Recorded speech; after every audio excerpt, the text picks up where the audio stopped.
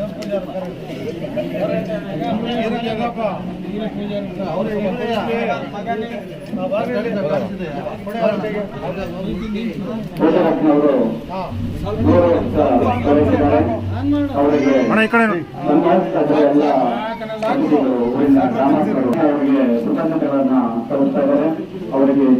ಚಪ್ಪಲಿಯೊಂದಿಗೆ ನಾವು ದೇವಿ ಕರಿಯಮ್ಮ ದೇವಿಯ ಪಾದಾರವಿಂದಗಳಿಗೆ ನಮಸ್ಕರಿಸುತ್ತಾ ನರಸಿಂಹ ಸ್ವಾಮಿಯ ಪಾದಾರವಿಂದಗಳಿಗೆ ನಮಿಸಿ ಇಂದು ಗುಮ್ಮನಹಳ್ಳಿಯಲ್ಲಿ ನಮ್ಮ ಶತಾಯುಷಿಗಳು ದೇವಿರಪ್ಪನವರು ಕರಿಯಮ್ಮ ದೇವಿಯ ಸೇವೆಯನ್ನ ಮಾಡಿ ಸುಮಾರು 102 ವರ್ಷ ಬದುಕಿರೋದು ನಮ್ಮ ಎಲ್ಲರ ಪುಣ್ಯ ಅವ್ರನ್ನ ನೋಡ್ತಕ್ಕಂಥ ಆ ಒಂದು ಸಮಾರಂಭಕ್ಕೆ ಗ್ರಾಮದ ಎಲ್ಲ ಮುಖಂಡರು, ಗೌಡ ಪೂಜಾರರು, ಸಂಘದ ಅಧ್ಯಕ್ಷರು, ಕಾರ್ಯದರ್ಶಿಗಳು ಹಾಗೂ ನನ್ನ ತಾಯಂದಿರು, ಎಲ್ಲ ಯುವಕ ಮಿತ್ರರು ಇವತ್ತು ಇಲ್ಲಿ ಸೇರಿ ಈ ಒಂದು ಕಾರ್ಯವನ್ನ ಮಾಡಿರೋದು ತುಂಬಾ ಸಂತೋಷದ ವಿಚಾರ. ಬಂಧುಗಳೇ, ಈಗಾಗಲೇ ತಾವೆಲ್ಲರೂ ಅಂದ್ಕೊಂಡಂಗೆ ಎಸ್ ಟಿ ಮೀಸಲಾತಿ ಈಗಾಗಲೇ ಮತ್ತೆ ಒಂದ್ಸಾರಿ ಆ ಫೈಲು ವಾಪಸ್ ಬಂದಿದೆ.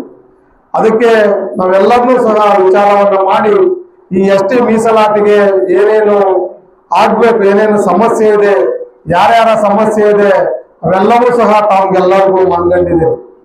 ಆದ್ರೆ ನಮ್ಮ ಶಿರಾ ತಾಲೂಕಿನಲ್ಲಿ ನಮ್ದು ಮೂಲತಃ ಕುರಿ ಕಾಯೋದು, ದನ ಕಾಯೋದೇ ಕೆಲಸ.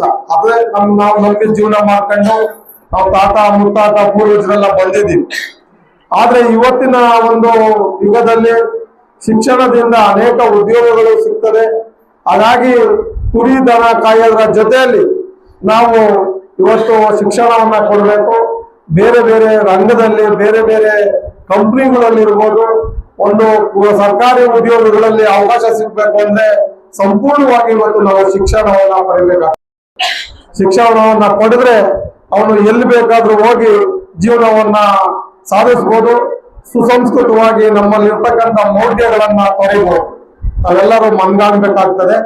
ಬರೀ ನಮ್ಗೆ ಯಾವುದೇ ಒಂದು ಸಮಸ್ಯೆ ಬಂತು, ಆರೋಗ್ಯ ಸಮಸ್ಯೆ ಬಂತು ಅಂದ್ರೆ ನಮ್ಗೆ ಯಾರೋ ಮಾಟ ಮಂತ್ರ ಮಾಡೋನೆ, ಯಾವ್ದೋ ದೇವ್ರಿದೆ, ಈ ರೀತಿ ಹೇಳ್ಕೊಂಡು ನಾವು ಇಲ್ಲೇ ಕಾಲ ಕಳೀತಾ ಇದ್ದೀವಿ. ಆರೋಗ್ಯ ಸಮಸ್ಯೆ ಬಂದಾಗ ಡಾಕ್ಟರ್ ಅಂತ ಚೆಕಪ್ ಮಾಡಿಸ್ಬೇಕಾಗ್ತದೆ. ಹೆಣ್ಮಕ್ಳಿಗೆ ಅದರಲ್ಲೂ ವಿಶೇಷವಾಗಿ 10 ಹಲವು ಕಾಯಿಲೆಗಳು ಇವತ್ತು ಬರ್ತಾ ಇದೆ. ಆದ್ರೆ ನೀವು ಯಾರು ಸಹ ಅದನ್ನ ಮನ್ಗಣಲ್ಲ. ಮಾತೆತ್ತಿರೆ ದೇವ್ರು ಅಂತ ಹೇಳ್ಬಿಟ್ಟು ದೇವಸ್ಥಾನಗಳಲ್ಲಿ ಹೋಗ್ತೀವಿ, ಮಾಡ್ತೀವಿ. ಆ ಕಾಯಿಲೆ ಇವತ್ತು ನೀವು ಹಿಂದೆ ಇದ್ದಂತ ಸ್ಥಿತಿ ಇಲ್ಲ. ಏನಂತ ಅಂದ್ರೆ ಆಹಾರದಲ್ಲಿ ವ್ಯತ್ಯಾಸಗಳಾಗ್ತಾ ಇದೆ, ಮತ್ತೆ ಗಾಳಿಯಲ್ಲಿ ವ್ಯತ್ಯಾಸ ಆಗ್ತಾ ಇದೆ, ಕುಡಿಯೋ ನೀರಲ್ಲಿ ವ್ಯತ್ಯಾಸ ಆಗಿ ನಮ್ಗೆ 10 ಹಲವು ಕಾಯಿಲೆಗಳು ಬರ್ತಾ ಇದೆ.